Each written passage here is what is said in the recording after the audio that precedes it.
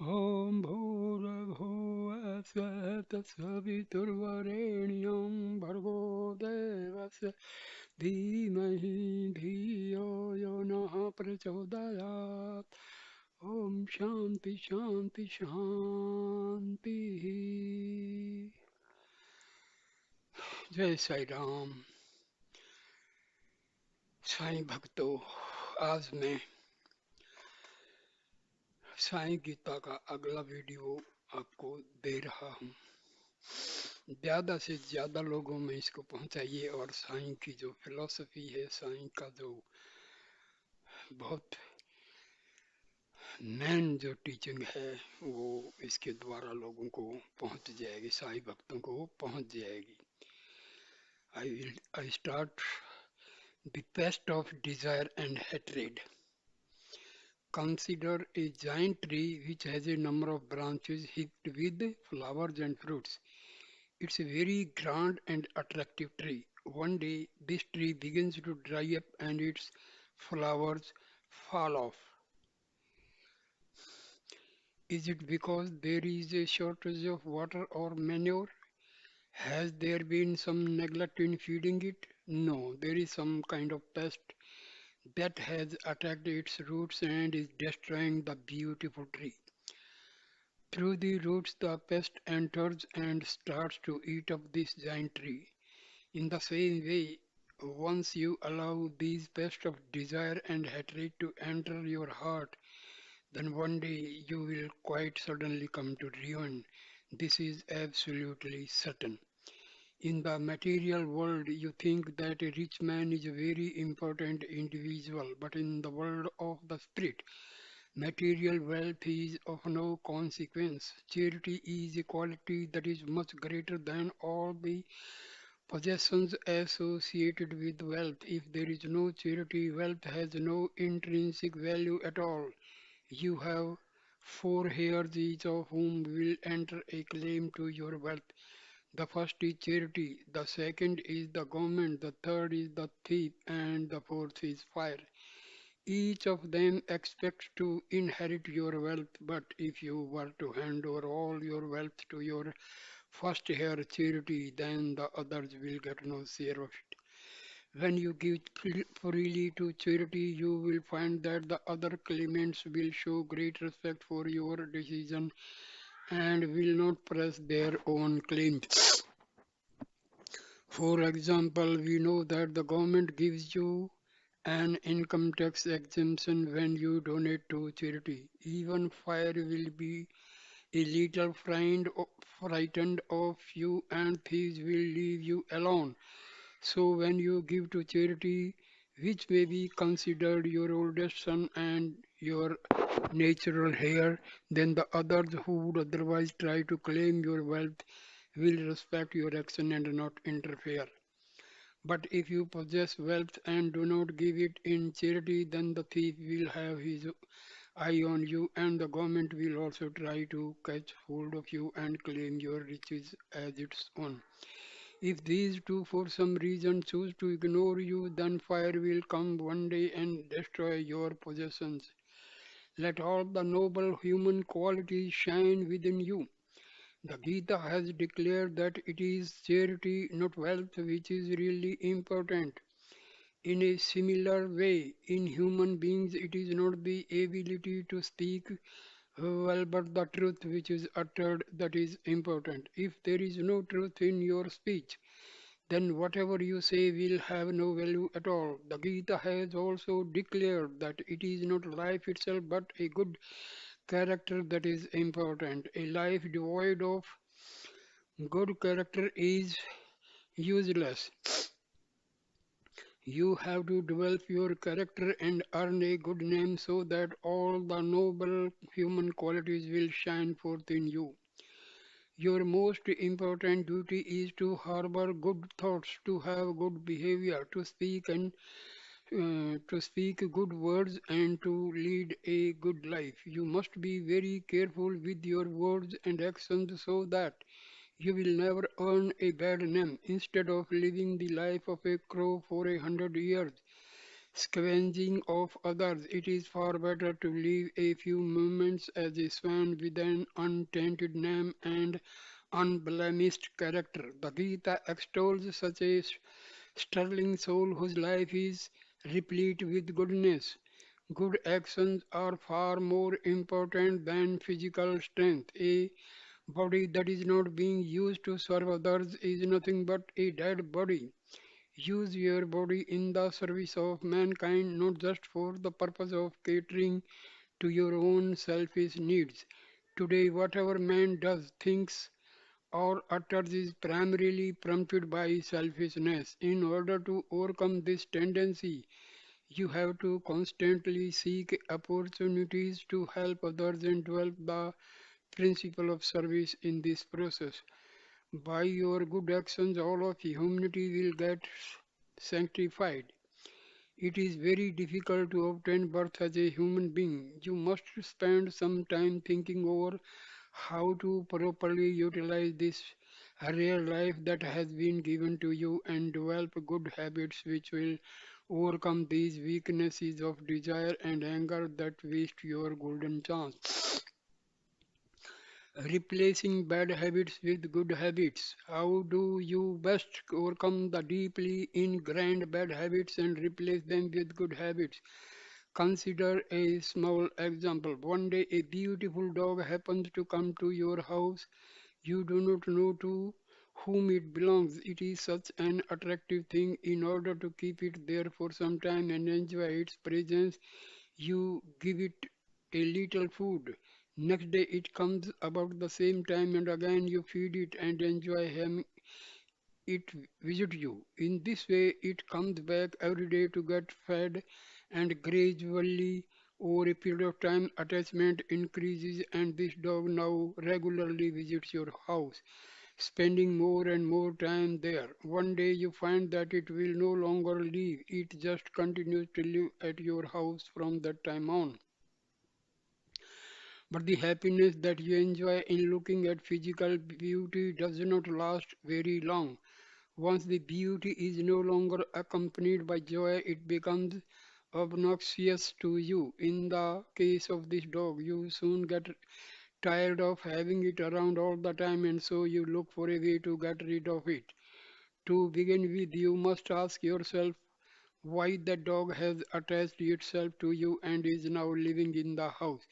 The reason is that right from the very beginning, you have been feeding it regularly every day. You have also been stroking it, playing with it, and paying so much attention to it. It is this repeated daily practice which has created the attachment between yourself and the dog. Now you must develop a new regular practice which will break this attachment and help you to get rid of the dog. For this, the best method is to reverse the original process that created the attachment and made the object so dear to you. Steady practice is the key to all accomplishments in life. In the case of the dog, if no food is given for some days and everyone is indifferent to it, paying no attention to it whatsoever, then soon of its own accord the dog will go away. Therefore, it is the practice that is important. It is through practice that you have developed certain attachments and undesirable qualities, and it is through practice that you can change them. The Gita has said that for everything, practice is the starting point. In the 12th verse of the chapter on devotion, it says, through practice, you will be able to get knowledge. Through knowledge, you will be able to develop meditation. Through meditation, you will develop sacrifice. And only when you have sacrifice will you obtain peace of mind. Therefore, it all starts with steady practice. For many births, you have been enamored with beauty and you have engaged yourself in desire and anger until these passions have struck deep roots in your heart. Now you have become a slave of your desires. Mere words will not be enough to get rid of them. After having practiced attachment for so long, These negative qualities have developed such strong roots that even if you were to cut them off at the surface, they would sprout up again and again. When desires have become an integral part of you, it is only by reversing the process and practicing detachment and renunciation that you will be able to get rid of these deeply ingrained pests. In the beginning, desires are extremely attractive and sweet. After some time, you develop a disgust for them, but then it is already quite difficult. In fact, almost impossible to get rid of them. Therefore, it is best if right from the very beginning you develop renunciation and detachment as part of your nature and give no place to importance to desires. Unless you have such an attitude of sacrifice and a capacity to resist desire, you will not be ready to receive the grace of God.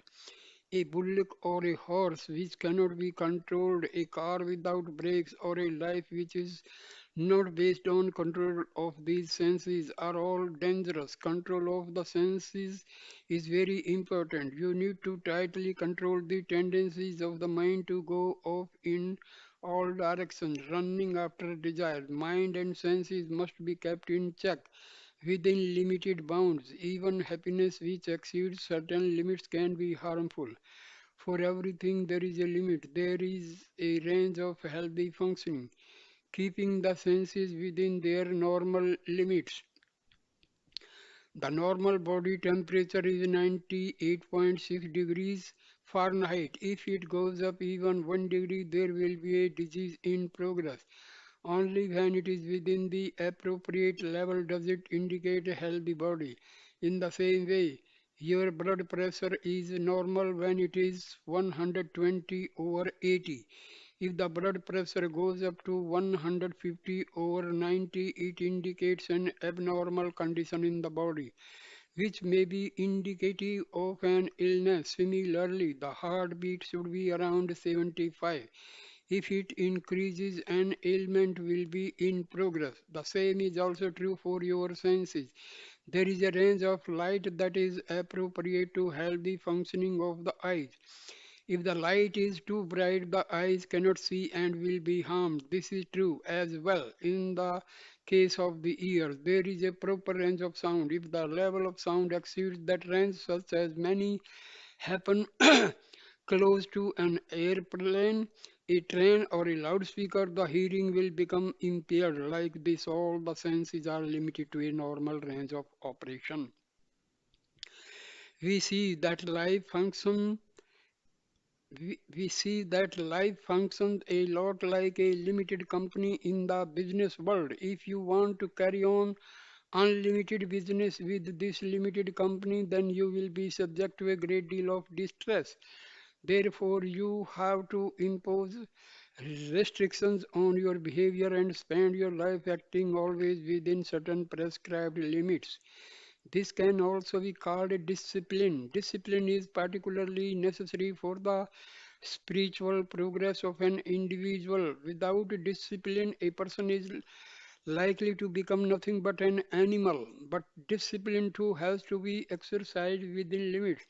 There is even a need to regulate your discipline if you are to enjoy life. You see that for everything there is a limit and a boundary. If you stay within these limits, you will not be troubled by life. The Gita has taught that desire and anger are the primary obstacles to liberation. So it is vitally important that they be curbed. You need to take proper notice of these two dreadful enemies of man and develop complete control over them. These enemies are not external to you. They are your inner enemies. If you are defeated by your inner enemies, how can you ever hope to conquer your external ones?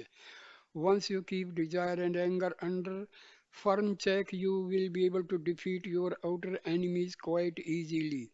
The Gita has shown that the way to conquer desire and anger is by saturating your life with renunciation, sacrifice, and love. True, run, uh, true renunciation, focus on God, not the world. If you want to reach the Lord and have a vision of Him, the most important quality that you need to develop is detachment. Detachment endows you with the capacity to internalize your vision. Detachment allows you to introvert your mind and dwell on your inner beauty, embodiments of love.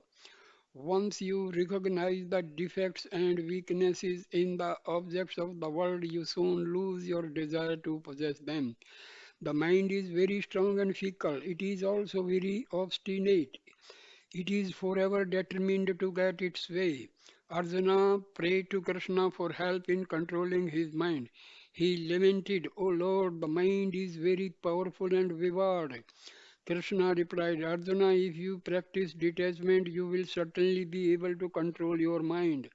Control of the mind. The mind can be compared to a poplar tree. The poplar leaves are always shaking whether there is a wind or not. Similarly, the mind is always unsteady and wavering. In addition to its wavering quality, the mind is also strong and stubborn. Take, for example, an elephant. It is very strong and it can be quite cruel too.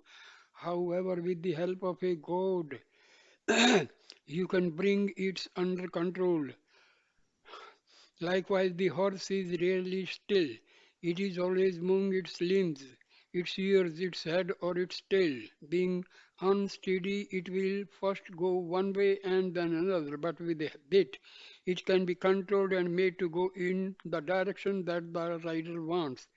Another example is the monkey, which roams here and there, the very picture of unsteadiness and fickleness. But with training, it too can be brought under control. Therefore, just as with a goad, you can control an elephant, which may be very cruel and strong. Just as with a bit, you can control a horse, which is nervous and unstable. Just with training, even a monkey can be controlled. In the same way, the mind, which is also strong and fickle, can be controlled by detachment and constant practice. Detachment. The detachment means realizing the temporary nature of objects and not allowing your mind to get attached to these transient things. It does not necessarily mean that you feel disgust or hatred for them. It means that you feel no mental attachment towards them. Totally giving up all the objects of the phenomenal world is not possible. However, you can give up your minus, your sense of possessiveness. Once you give that up, then you can go ahead and enjoy the various objects of the world. They will cause you no harm. If the phenomenal world, everything, every person, and every object undergoes change, the world consists of six types of change: birth, growth, maturity, decline, degeneration, and death. These are the changes to which all objects are subjected. To, delu- to delude yourself into thinking that this transient, impermanent world is permanent and become attached to the objects in it is very foolish indeed. In the temple of Vishnu, you will see statues and pictures of Garuda, the eagle. Similarly, in the temple of Shiva, you will find statues and pictures of Nandi, the bull. And in the temple of Rama, you will see a portrayal of Hanuman, the monkey. In all these depictions, the concentration of each of these beings, Nandi, Garuda, and Hanuman, is on the feet of the Lord. They see only the Lord, not the world. All of these demonstrate the right kind of attachment. Their attachment is to the Lord who is permanent, and their detachment is from the world which is transient. The significance of all these symbolic representation is that you should not care much for what is transient, but always concentrate and dwell on the permanent entity which is Lord Himself.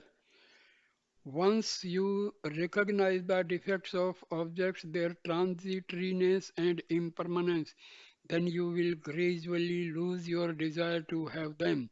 There are a number of stories and show how emperors had a lot Emperors who had a lot of wealth at their disposal and possessed all the luxuries and properties one could dream of did not derive much joy or peace of mind from them. In order to get peace of mind, they would go to the forest and perform penance. From this, they ultimately derived the satisfaction and inner solace for which they had been yearning.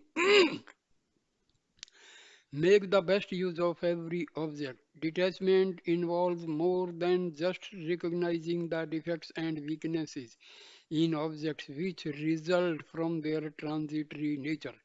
Detachment also involves the positive quality of getting the most out of the objects of the world. You should always strive to make the best use of an object and appreciate it for what it is. There is no point in just dwelling on the limitation and sorrow that objects of the world produce.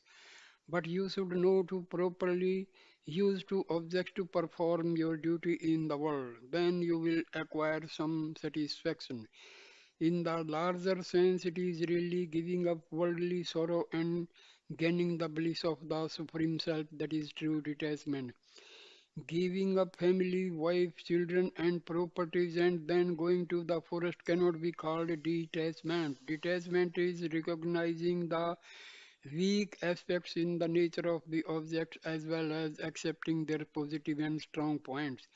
Whenever you get into difficulty, whether physical, mental, financial, or any other type of problems, you may develop a sense of detachment towards the objects causing their state.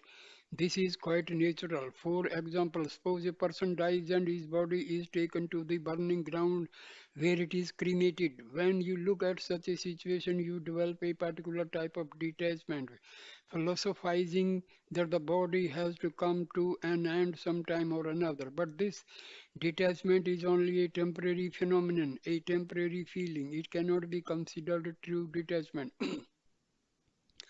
Another example is when a mother is delivering her first baby, not being able to suffer the pain she shouts that she would rather die. This also is not true detachment. As soon as the baby is born, suppose she has a girl, she immediately wants to get a boy the next time. A similar situation develops when someone does not get his wishes fulfilled. Here also he develops a certain type of detachment. All these attitudes are temporary.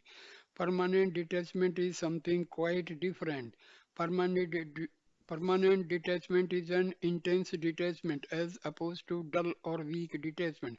For example, a person may have resolved to go on a pilgrimage to one of the holy places in India, but then there may be a strong tendency to postpone it to the next month. If it is a matter of doing something good, such as going on a pilgrimage, one will tend to postpone it. On the other hand, if it is a matter of doing something bad, one prefers to do it right on the spot without wasting any time. People usually will not make very great effort to perform good deeds. This may be seen as a type of weak detachment which tends to postpone implementing good resolutions and performing good actions.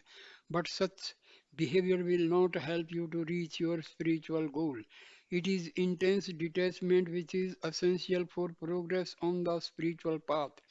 Harish Chandra and Buddha. If you decide that a particular activity is good and sacred, you should not postpone it. You should immediately implement it and see to it that this good action is successfully carried out. This was the royal path laid down for all by the Buddha. Once Gautama Buddha realized that the body was impermanent, that none of the worldly things were going to last, he resolved to seek out and discover the unchanging truth. He gave up his family and his kingdom and went into the forest to realize the ultimate reality. There was a there was another great ruler who had an intense sense of sacrifice and detachment. His name was Harish Chandra. Although he was an emperor, through a series of unfortunate circumstances, he lost everything he had in the world, his kingdom, his wife and family, and spent his days as caretaker of a cremation ground. One day when Harishchandra first started performing his duties in the cremation ground, the corpse of a rich man was brought there by a large number of friends. They brought the body, set it on fire, and immediately went back to their homes. Usually, when a body is set on fire, a little weight is put on it. Otherwise, as soon as the heat comes, the body finds.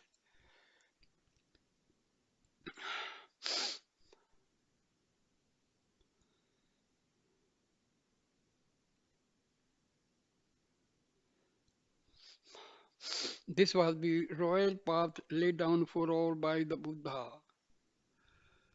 One day, when Harishchandra was first started performing his duty in the cremation ground, the corpse of a rich man was brought. Therefore, by a large number of friends, they brought the body, set it on fire, and immediately went back to their homes. Usually, when a body is set on fire, a little weight is put on it. Otherwise, as soon as the heat comes, the body bends as if it were getting up and then lies down again. Only Harishchandra remained in the burning ground that day. No friends or relatives of the dead man stayed behind to keep a watch on the body. Harishchandra went to get a little more fuel to put on the fire. Suddenly he saw the body lift itself up. He was surprised and went near it to have the close look. As Harishchandra approached the pyre, he noticed that the body had by itself returned to a prone position. For an instant he thought that it was still alive, as if sitting up to look for its relatives and friends, but then he realized that the whole episode was just a momentary illusion of a corpse appearing alive caused by the heat of the fire. Harishchandra thought to himself, in the same way that I mistook this corpse to be alive, I thought this world to be real, but it is unreal. It gives only an illusion of reality. Harishchandra lamented that such a wealthy man whose corpse was brought there had no relatives or friends to stay with his body until the end. He thought, whatever may be the position and the riches of a person, not even his wife or children retain any attachment to it after his death. As a result of this experience, Harishchandra developed an intense detachment toward the object and form of the world. Worldly attachments are like poison. Every day, at every time, there will be changes occurring in all the objects of creation. These changes are not artificial. They are not imaginary. They are natural and inherent in the very nature of objects. Once you recognize that the world is basically a stage for the continuous natural occurrence of changes and that change is inherent in the very nature of the objects of the world, then you will become free from suffering. Anyone who realizes that there is a lethal toxin contained in the fangs of a poisonous snake will not casually go near it. If you see an approaching scorpion with its poisonous tail held up, ready to strike, would you not run away from it? Only a small innocent child or a totally ignorant person would go near it, get stung and die. You make every effort to avoid a poisonous creature because you know its harmful nature. In the same way, you would make every effort to avoid worldly attachments if you knew their harmful nature. The Lord taught in the Gita that instead of undergoing all the sufferings that go with the developing attachments and then getting disillusioned when the inevitable changes begin to happen, it would be far better from the very beginning to remain unattached toward the things and objects of the world. But now you go on planning many things and attaching yourself to many things in order to gain some short-term joys.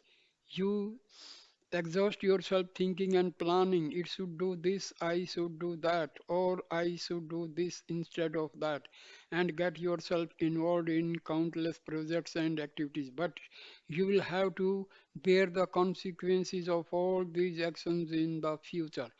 The seeds you have sown by your actions will mature and you will reap the harvest of those seeds. If the seeds belong to one variety, You cannot expect to get back a different kind of result. Whatever acts you have indulged in, the appropriate fruits thereof will be given to you in the form of an invisible garland which is hung around your neck. When you are born from the womb of your mother, no garland can be seen, neither a garland of pearls, nor one of precious gemstones, nor a necklace of gold will be visible around your neck. Nevertheless, there surely is a garland there. That garland is composed of the consequences of your past deeds, which you have performed during your previous births. That garland given to you by the Creator will adorn your neck, although it will not be seen by the physical eye.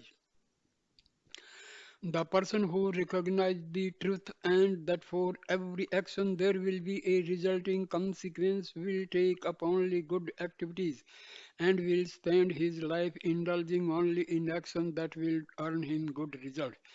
This has been taught by the Gita as a spiritual exercise of particular importance to devotees. It leads eventually to developing indifference and detachment to the things of the world, and it results in the acquisition of true wisdom. Here is an example which illustrates this illusory nature of the world and the detachment you should have it.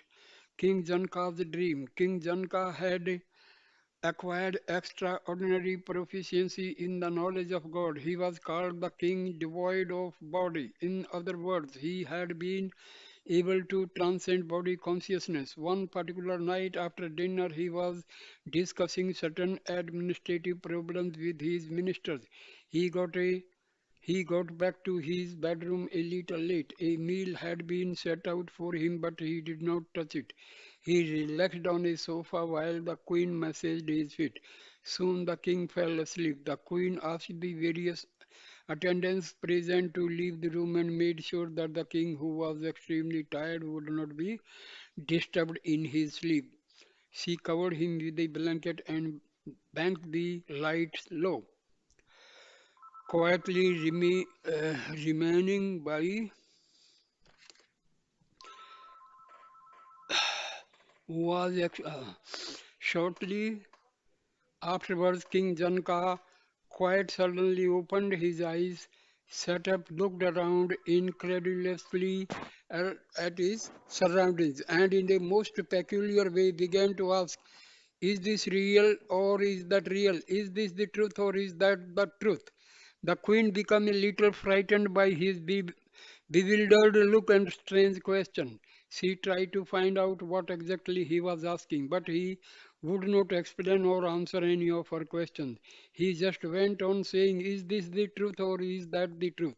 She called for the ministers, consuls, and others, important officials. They all assembled and began questioning the king. Maharaj, what is your doubt? What exactly are you asking? But the Maharaja would not respond to them. Finally, the ministers brought the great sage Vasishtha to the court. Vasishtha asked the king, what are you asking? What is troubling you? The king was replying to all the questions with the same query. Is that the truth or that this is the truth? Is this reality or is that reality?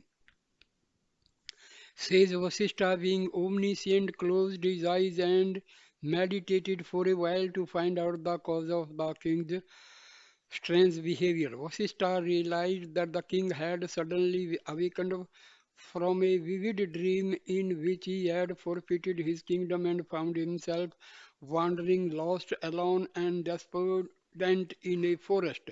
He was feeling very hungry and also very tired and forsaken. As he wandered through that forest, he kept shouting, I am hungry, I am hungry. It happened that there were some robbers in that forest. Those robbers were just sitting down in a glade nearby to have their meal, eating from plates made of leaves.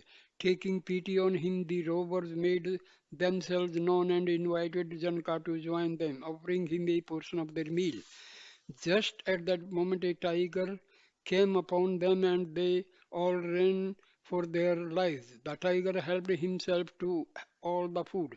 Again, Janka found himself staggering through the forest, crying out, "Oh, I am so hungry! I am so very hungry!"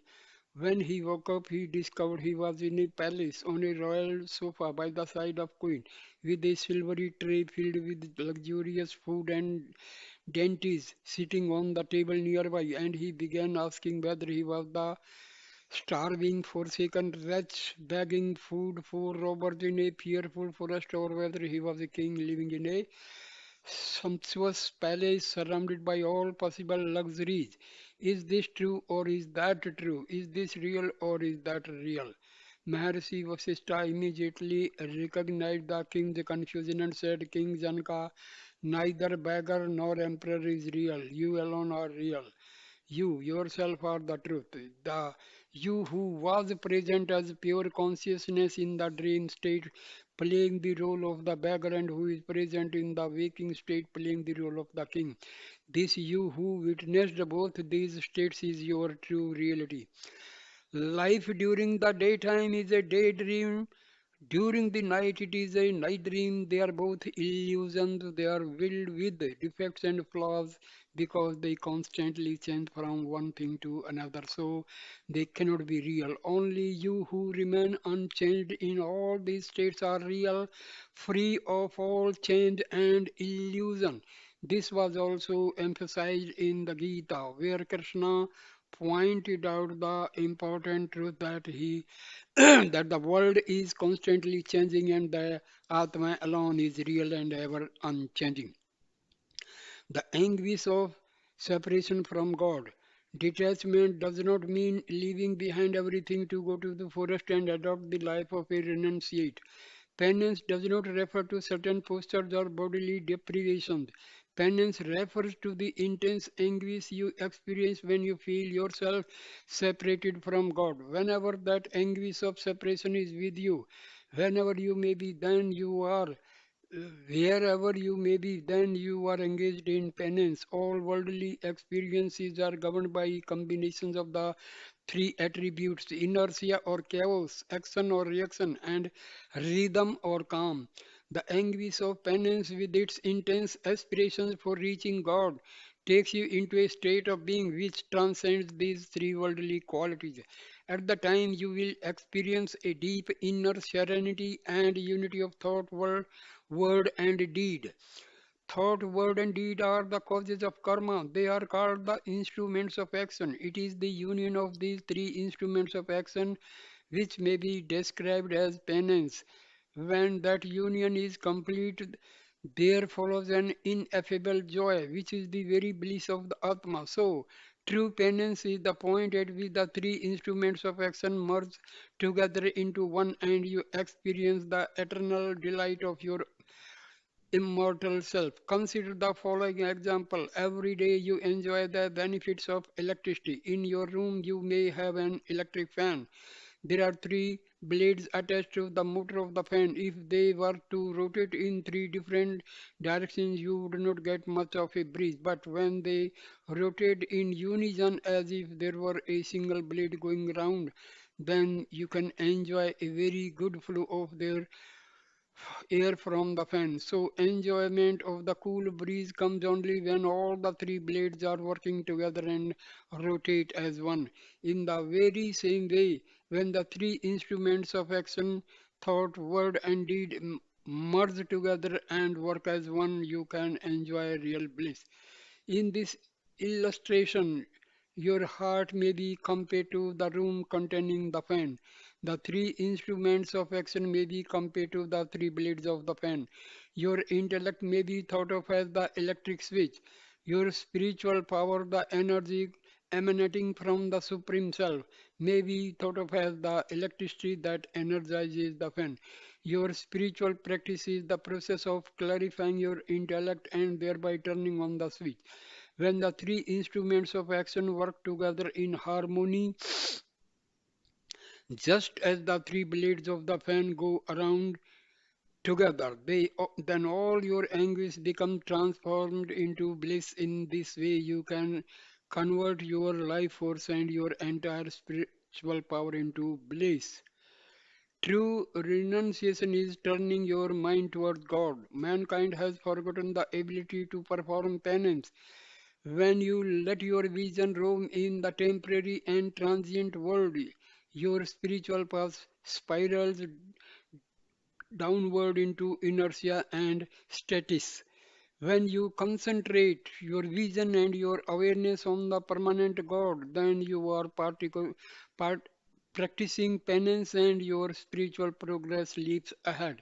If a door is locked and you want to open it, you must put the key inside the lock and turn it toward the right, then it will open. But if you turn the key to the left, the lock remains closed. It is the same lock and the same key. The difference is in the way you turn the key. Your heart is that lock and your mind the key. If you turn your mind toward the God, you get liberation. If you turn it toward the objects world, you remain in bondage. It is the same mind that is responsible for both liberation and bondage.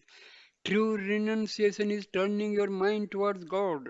It means constantly bringing your mind back from other thoughts to dwell on the permanent entity. Such mental detachment and sacrifice must be developed into a very intense feeling. You should not keep on postponing the practice to the next day and then the day following that and so on. Suppose you expect to go to a marriage, you would keep certain clothes ready several days before the occasion. Or suppose you had a chance to go to the movies, then you will get ready very fast. Even for just going for a walk, you make yourself ready in a trice. Well, if you cannot go to the cinema today, you can easily postpone it to another day. If you do not go for a walk now, you can always go another time. But the Lord's journey cannot be postponed or cancelled. You must always be ready to accept whatever comes your way. Time waits for no one. Time does not follow man. Man has to follow time. Time flows on continuously and takes everything with it. The Gita teaches you that you may enjoy the various objects of the world, but while enjoying them, you would not get yourself attached to them, thinking that you possess them. This is feeling of renunciation or detachment is one of the most essential aspect of the spiritual philosophy propounded in the Gita. Detachment, unifying thoughts, words, and deeds. For the wheel of existence, the mind is the focal point, the central hub from which all worldly activities emerge. To be able to penetrate this focal point and obtain a vision of the immortal self that is beyond, you must cultivate the practice of non detachment. Make every effort to develop this most important discipline. Embodiments of love. Renunciation or detachment can also be thought of as non attachment. Non attachment is when the mind and the senses become unaffected by the objects of the world and remain indifferent to their attraction and repulsion. The mind covers the true self, therefore, the mind can be described as a veil. It is a veil of ignorance, for it hides your true self and keeps you unaware of its magnificent presence within you. But the mind itself is tied down by the sense organs, and the sense organs are attracted to the objects of the phenomenal world and get bound by them. Therefore, the first step in realizing your true self is gain control over your sense organs. For this, the practice of non attachment is essential. Detachment leads to self realization. Once you are free of attachment to the sense object, then the sense organs will no longer be able to bind your mind. A mind unencumbered by the senses becomes pure and transparent.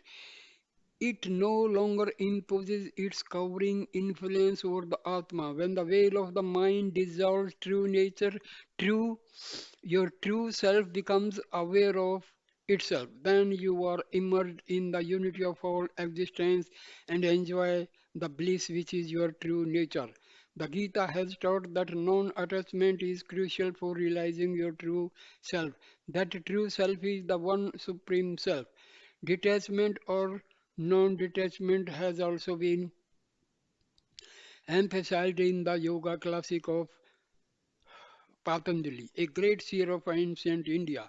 He taught that detachment is the natural property of a mind which remains unswayed by the sense organs and objects which attract them. Such a mind, being free from the slavery of the sense organs and sense objects, is pure and unaffected by the delusion. You gain a pure mind when you see all the objects of this world as transient and changing. The ancient wisdom teachings have declared that from the lowest creature in the phenomenal world to the highest right up to the heavenly beings, everything is ephemeral and undergoing change. Knowing this, you should relinquish all attachments to sense objects. Any attachment will gradually but steadily lead to bondage. Just as moving the firewood from the fire automatically extinguished the flame, removing the sense objects from the senses automatically renders them impotent. The wisdom teachings have stressed in a most forceful way that only that person who does not care for anything less than full realization of the Supreme Self is a person of true renunciation. Neither objects of the world nor even the heavenly abode of the Lord could sway him from his one pointed focus. There is a story related to one of the ancient wisdom teachings about a very wise young boy who, because of an oath made by his father, found himself in the realm of death. The god of death tried to win over the boy. He said to him, I will give you complete mastery and lordship, cover all the wealth and all the power of the world, and I will give you all the pleasures of the heavenly world. But the boy replied, this world and all the worlds beyond you are but transient, they will not last. I do not want anything to do with that which comes and goes. I only want to have the vision of the Supreme Self. I want to realize the ultimate truth, that which never changes. The world with its bondage and all the sorrow that goes with it is for the person who is swayed by the objects of the senses. They do not interest me in the least. The boy was a Nachiketa and the holy person was Lord Yama. And this story comes in Katha Upanishad. Attachment to objects which you think belong to you. Let us suppose that you have been living in a particular house for a long time. One day you have to shift to another dwelling. You pack all your belongings and put them in a conveyance and bring them to the new house. Now, it is a common experience that you even go to the extent of wrapping the worn out slippers and the old broomsticks in newspapers to carry you them with you because you think that they belong to you. What's the reason for this attitude? The reason is that you have become bound by your attachment to the sense object. You have so much interest in packing up all those old things and taking them with you because you are attached to them. You feel they are yours. But then consider another example, that of a college principal or the headmaster of a school. In every educational institution, there will be number of valuable articles. For instance, in the lab, there will be some highly valuable equipment, many tables, chairs, other items of furniture, a wall clock, and so on. When the headmaster of that school retires, or is transferred, he feels no attachment to these things, and so he lives with the same free mind that he had when he came. He does not worry and bother himself about leaving behind all those valuable articles when he goes. The reason is that he knows perfectly well that none of those things belong to him. They belong to the management or to the school trust or to the government.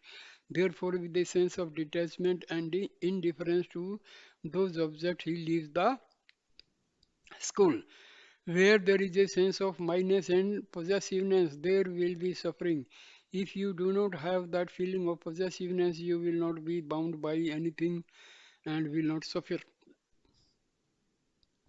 Therefore, for all bondage, suffering, and sorrow, it is just the I-ness or minus and is responsible. Like the school principal, you may make use of all the objects that you find in the world. Do not give up the objects themselves and do not give up your actions and activities. Just give up the attachment that you have towards the objects and give up the attachment that you have towards the world and your activities in it. Give up the fruits of your action. Another way of saying this is give up the fruits of your action, perform your duty with a sense of complete detachment, realizing the defects in the object. Once you understand the underlying laws that govern the world and recognize the defects that are inherent in both the objects of the world and the relationship you have in the world, you will quickly be able to overcome the attachments you have towards them. Before you were born, who was the parent and who was the child? Before your marriage, who was the husband and who was the wife? Only after birth was there a parent and a child. Before birth, there was no such relationship, and after that, there will be no such relationship. It is only during the short transitional period in between that the feeling of possessiveness and attachment arises. This is all due to defects in your vision and defects in your approach. It comes from a narrow minded, short sighted attitude. For all your sorrows, it is your feelings and attitudes alone that are responsible. Once you recognize the defects in objects and relationships, you will have no desire to possess them. Try to understand the principle of detachment. You must reach a state in which you do not have any kind of attachment and bondage even during the dream and deep sleep state.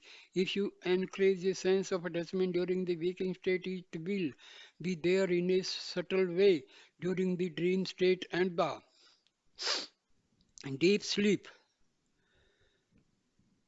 state. The dream state may be compared to a reflection in the mirror. Whatever you experience in the waking state will impress itself in the dream state and will be seen as a reflection there. Therefore, the waking and dream states are something like the object and its image. If in the waking state you take the right path, recognizing truth and conducting yourself in the light of this truth, then you will be treading the right path even in the dream state. To succeed, you have to recognize the defects of the sense objects and overcome them by giving up your attachment to them.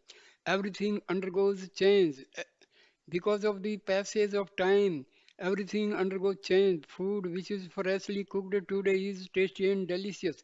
While it is fresh, its potentiality for giving strength and health are very good. But the very same articles of food become toxic after a lapse of 2 days.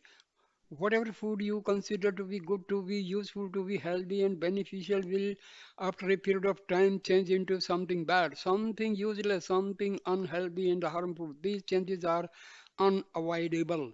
In the context of change, you can also see the four types of devotees: the one who is afflicted and seeks relief from pain and suffering, the one who seeks material boons and prosperity, the one who seeks spiritual knowledge, and the wise one.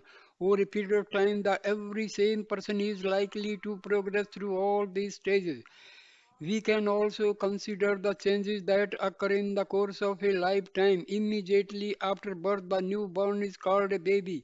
After a few years, it is described as a child. 20 years later, the same person is considered an adult. And after another 30 years, it will have become a grandparent. These are not four different people. It is the same person all the time, but because of the passage of time, different names are given in accordance with the different stages of life that the individual is passing through. A human being's life, which is most difficult to obtain, undergoes many changes as time goes by. When this is true for a human being, then how much more must it be true for all the other beings and objects of the world? If you ask what is the greatest defect in a human being, you will find that it is the changes which occur in one's physical being. Whether good or bad, these changes cannot be avoided. As changes are inherent in everything in the phenomenal world, you should not develop any attachment or any sense of mindness for anything or anyone. Who is the father? Who is the mother? Who are the children? Who are the family members? Who are the friends? These are all changing forms. You cannot answer these questions for all time. As you become aware of all these changes that are constantly occurring in all these relationships, then how can you develop any attachment to them? The Gita has taught that one has to recognize all the changes that come about with time as fundamental defects and flaws. Therefore, develop complete detachment from the defective forms which are experiencing these changes. They have no performance. Constant practice, detachment or non-detachment, it is the first important discipline that should be undertaken. The second is constant practice. What kind of practice can be called constant? One kind is austerity or penance. The moment people hear this word austerity, they get a little frightened. They inevitably associated atros- austerity with going into the forest, eating whatever fruits and roots are available there, and exposing themselves to all kinds of risk and suffering. Truly speaking, that is not austerity. That is just putting the body through some suffering and punishment. It is not the body that must undergo the suffering, but the mind. The mind tends toward either sloth or chaos or endless activity and is filled with the sense of doership and possessiveness. Austerity is putting such a mind with all these negative tendencies that cling to it. Therefore, through your real torture until all these tendencies let go their hold. Austerity also means removing the defects that are inherent in the sense organs. This is the real austerity. There are three types of austerity. One is the physical austerity of the body, the second one is the vocal austerity of the tongue, and the third is mental austerity of the mind. The three austerities, physical, vocal, and mental. Physical austerity refers to using the body to perform good actions, which include worshipping the Lord and expressing your sense of gratitude by serving great souls.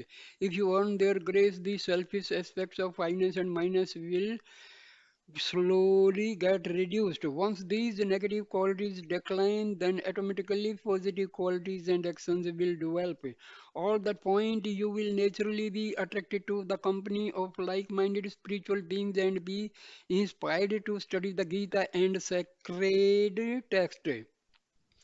In addition to this, you will undertake charity for education, for medicine and hospitals, for poor feedings and other good causes. And just as traditionally the different types of charities such as giving away golden cows and land were the means for using the body in sacred activities, so also you will now be using your body in a sacred way. Since you will not be doing any harmful or prohibited activities, you will not put yourself under the spell of the sense of doership and possessiveness. You will be free yourself from bondage to these qualities. All of this can be described as bodily penance. Vocal penance is the cause of good and noble words. Even when you speak the truth, you should not be severe or sharp tongued. You must be careful not to hurt anyone. In this context, the Gita has said that truth must be sweet and non-violent. Use the sacred tongue which has been given to you for giving joy and delight to others and for helping them. Do not give any suffering to another mind.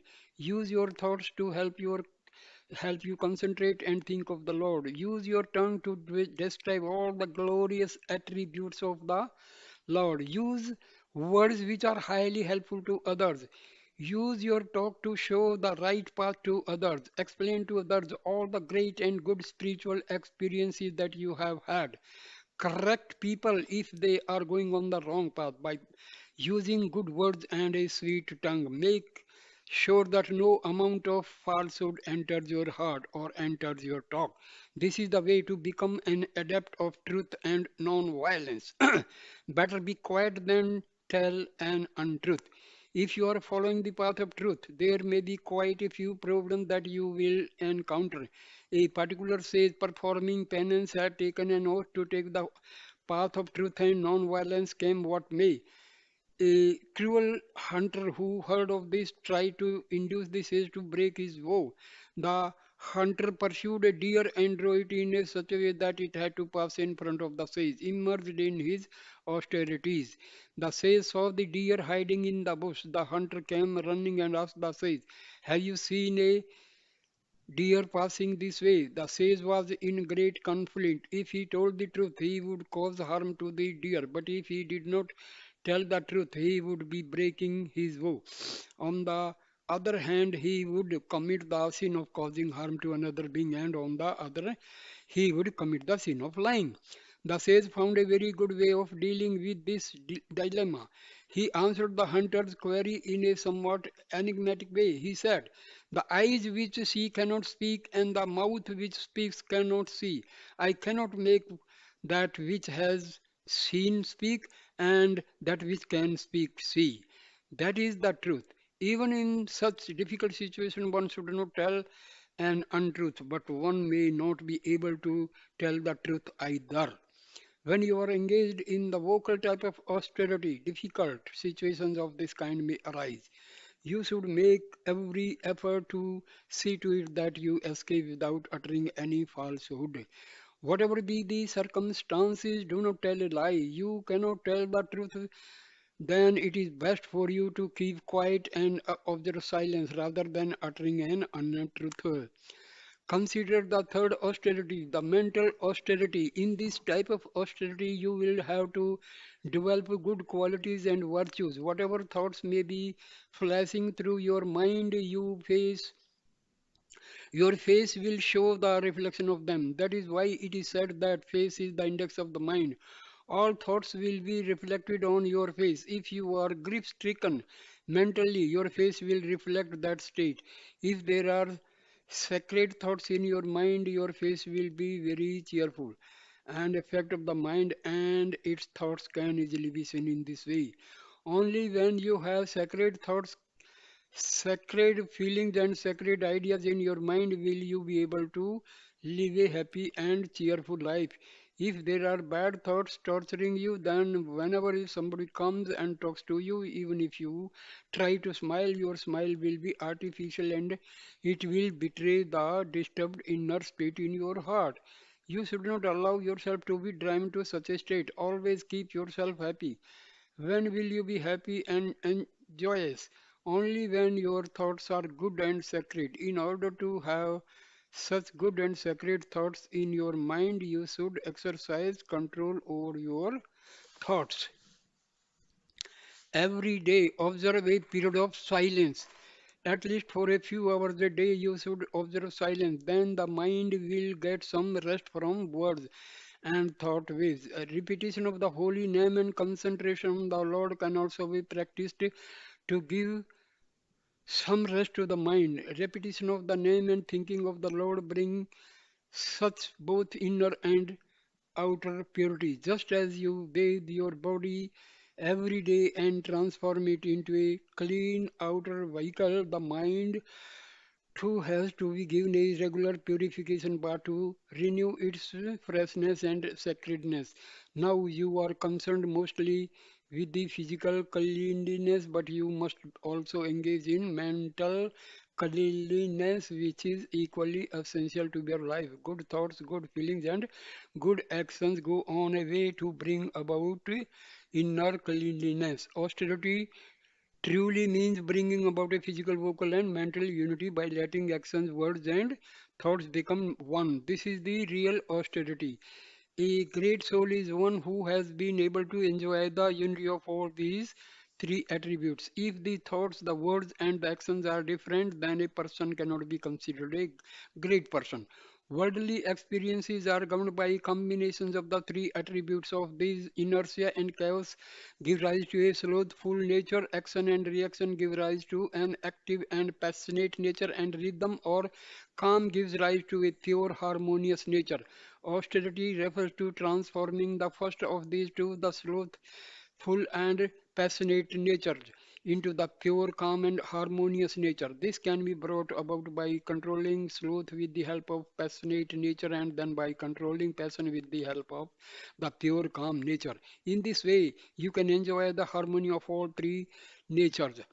being joined together as one. Ultimately, when all your actions, words, and deeds have become totally unified, you will have overcome all worldly attributes and you will be free even from the limitations of the pure calm nature. For example, suppose you have stepped on a thorn. If you want to remove the thorn from your foot, there is no need to look for a special instrument. Another thorn is sufficient to remove the first one. Then you can throw both thorns away. In the same way, the two lower natures which have been giving you so much trouble can be removed with the help of thorn of the calm, pure nature. Until you have removed these two lower qualities, you need the calm quality. The calm quality may be described as a golden chain, the passionate quality as a copper